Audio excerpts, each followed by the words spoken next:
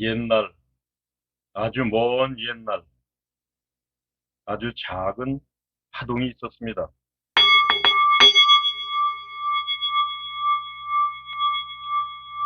그로부터 우주는 깨어났고 모든 것이 비롯되었습니다. 이제 그 아름다운 이야기를 시작하겠습니다. 안녕하십니까? 또 뵙습니다. 저는 경락혁명가이며 리코드 의술 발명가인 명예이학 박사 이홍재입니다. 이번 강의는 21번째로 음양오행의 근원에 대해서 계속 고찰하겠습니다. 이것을 아마도 어두움과 밝음 같은 어떤 것이 있고 어두움과 밝음 개념, 이게 공통점이 있다. 그러면 낮과 밤 아니겠어요? 이런 개념. 그랬을 거예요. 이런 것을 찾아낸 거죠. 그 다음에 이를테면은 남자 여자 이거죠. 남자 여자. 남자 여자도 남자가 힘이 더 센 것 같아. 그 여자는 힘은 더 적고 몸도 더 적고, 그런데 어쩌면은 이런 풀에서 이 딸기 찾는 걸 굉장히 잘해. 남자들은 이를테면은 동물 잡는 거는 여자보다 남자들이 더 잘해. 그리고 오래 뛰는 것도 남자들이 더 잘해. 그리고 음식 만드는 건 여자들이 아주 잘해. 옷도 내가 묶은 거는 여기 바람이 이렇게 술술 들어오는데 여자들이 묶어주니까 여기를 아주 여러 개로 묶어줘. 뭐 이런 거죠. 그래서 그것이 자연적으로 뭔가가 역할도 조금 다른 것 같고 특성도 다른 것 같고 뭐 이런 것을 자꾸 이제 느끼면서 서로, 그리고 밤이 있고 낮이 있고 이런 것처럼 해가 있고 달이 있단 말이죠. 이런 것처럼 예를 들면 산이 높은데 낮은 평원도 있다 이런 거예요. 이런 것이 이제 이렇게 어떤 이런 분류가 가능하다고 느낀 것이 아니었을까. 그랬을 때 이제 첫 번째 개념은 어떤 이런 근원에 대한, 공간에 대한 것을 하나의 개념으로 보고 근원적인 것으로 보고 시간에 대한 거 이런 것을 근원적인 것으로 본 것 같아요. 할아버지는 왜 이렇게 수염이 났어? 아, 나도 너처럼 수염 없었어. 근데 지금 왜 수염이 났어? 아, 이거는 나이가 많이 드니까 그 다음에 이게 자꾸 자라더라. 근데 왜 하얘? 아버지는 까맨데, 응, 나도 처음에는 이렇게 까맸어. 근데 나이가 들면서 까맨 게 자꾸 이제 줄어들고, 그 다음에 이제 하얀 것만 남더라. 그러면 이게 시간에 대한 건가, 공간에 대한 것이 되잖아요. 그러면 나도 그러면 수염나? 응, 너도 이제 이렇게 더 장성한 다음에 네가 짝을 만나서 이제 아기도 낳고, 그렇게 되면은 네가 이제 나이가 들면 이게 자랄 거야. 이게 자라면 그게 이제 처음에는 까맣다가 이제 뭐 이런 얘기를 이렇게 자꾸 하면서 지혜롭게 살게 되고, 그 지혜로운 게 이게 전수가 되는 과정에서 얘는 할아버지가 말했었던 것을 이렇게 듣고 얘 친구들과 의논하고 그러면서 그건 할아버지가 말했으니까 우리가 하면 안 돼 이런 식이 되죠. 그리고 이제 이런 과정에서 지혜가 자꾸 발달되고 요것이 모이면서 하나의 어떤 모두 인정하는 어떤 개념, 낮과 밤을 인정하듯 낮에는 일을 하고 밤에는 자는 게 좋고 이런 것이 이렇게 예, 만들어지지 않았을까? 뭐 이런 거죠. 그래서 이제 이런 게 나중에 음양 오행 이런 것은 아마도 음양이라는 글자가 있잖아요. 그러니까 음양이라는 기념이 먼저지 글자는, 예를 들면 지금부터 하면 10,000년 전쯤에 창일이라는 분이 어쩌고, 창일보다 더 이전에 우리가 모르는 아주 지혜로운 분들이 수만 년 이전에 아마도 음양이라는 그런 개념을 만들었을 것이다. 이런 거 혹시 아세요? 글자, 글자. 제가 돌 두 개를 놨다고 말씀드렸잖아요. 여성들은 뭘 했겠냐면 풀을 꺾어 놨을 거예요. 풀을 꺾어서 이쪽으로 뉘우면 내가 여기서 이리 갔다는 얘기고, 풀을 꺾어서 이쪽으로 이렇게 해놓으면 이쪽으로 갔다는 뜻이 되는 거고, 풀을 꺾어서 이렇게 돌려놓으면 저쪽으로 갔다는 뜻이 되는 거고, 이런 식이죠. 약속이라고 그럴 때, 약속이라고 그럴 때, 약이라는 글자 중에 매듭이 있어요. 그게 뭐냐면, 약이라는 뜻이 이렇게 꼬아놓은 거예요. 꼬아놓은. 지푸락지도 꼬아놓잖아요. 그러니까 이제 꺾어 놓은 거는 자연적으로 꺾일 수 있으니까 이 사람들이 요것을 길게, 몇 가지를 길게 이렇게 꼬아서 나무에다 걸어 놓은 거죠. 예를 들면. 그것은 인위적인 거니까 절대 자연적인 것이 아니니까 이게 약속의 약자에 붙어 있는 실사변입니다. 이것이 사회 규범이 되는 거예요.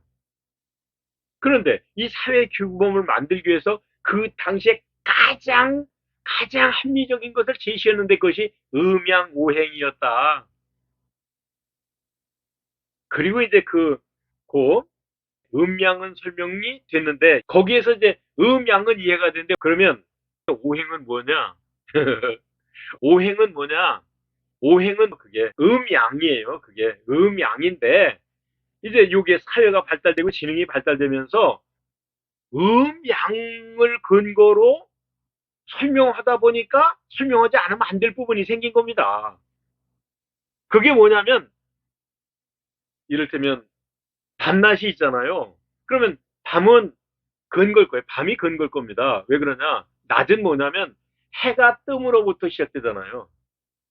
밝음이 어둠을 물리치고 밝음이 찾아오는데 그 중심에는 해가 있었던 거죠. 그럼 그 밝음이 이제 해가 떴으면 낮이 되는 거니까 양이 됐잖아요. 그런데 양이 시작되는 것이 언제냐? 원래 시작과 끝은 없죠. 근데 인간이 느끼기에는 맨날 해가 뜬다 이거죠. 그럼 이 사람이 어디서 살았냐? 그 사는 동네에서 보면은 맨날 같은 데서 떠요. 맨날 같은 데서 떠서 맨날 같은 데를 지나서 맨날 같은 데로 지지요. 우리는 그렇게 말하잖아요. 해가 떠서 진다. 우리는 그것이 가장 자연적인 현상에 있어서의 하루의 현상입니다.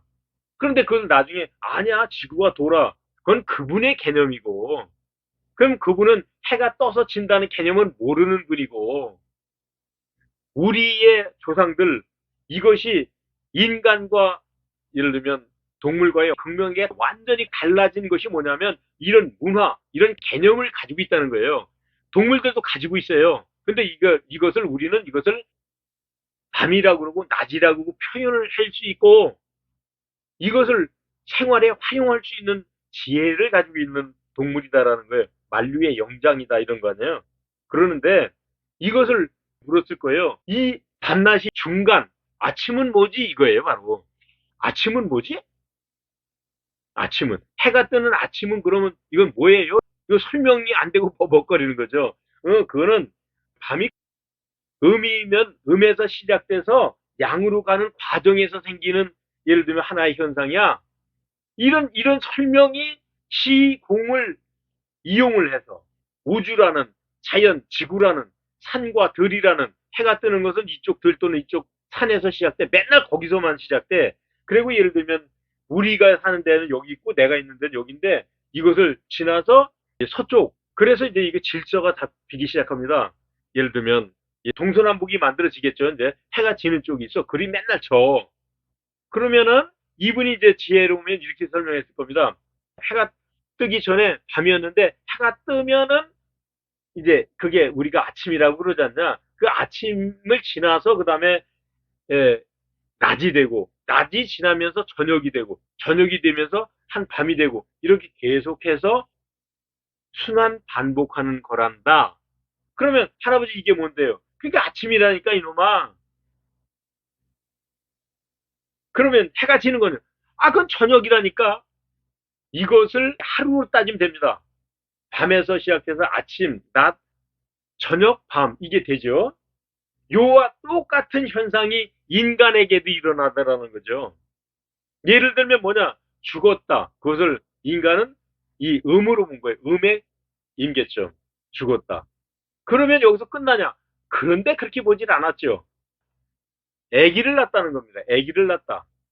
아기를 낳았을 때 그 아기는 이를테면 내 어렸을 때 시절과 같고 그리고 예를 들면 이 양이라는 이 부분은 이를테면 젊음을 지나서 어떤 때가 되니까 이제 애들이 많이 태어나면서 그 다음에 이제 황혼이 되더라. 낮과 비슷하더라. 낮이 아침에서 시작해서 낮을 지나서 저녁이 되는 것처럼 저녁이 되면 금방 어두워지지 않냐? 그것과 사람이 사는 게 비슷한 것 같다. 그래서 이제 시공을 이렇게 모읍니다. 음에 속하는 것, 양에 속하는 것, 요 중간에 속하는 것. 그리고 이것을 예를 들면 계절하고 똑같다. 겨울이 있고 봄이 있고 여름이 있고 가을이 있고 이런 것을 다 찾아내서 이제 이렇게 예, 모았어요. 모았어. 그래서 이걸 요것을 규정할 필요가 있다고 생각했을 때 이건 굉장히 이제 후대에 이르러서 이를테면 한 만 년 전쯤 됐을 때에 인간의 지혜가 발달되고 문화가 발달되고 이제 학문이라는 것이 발달되고 글이 찾아지는 거죠.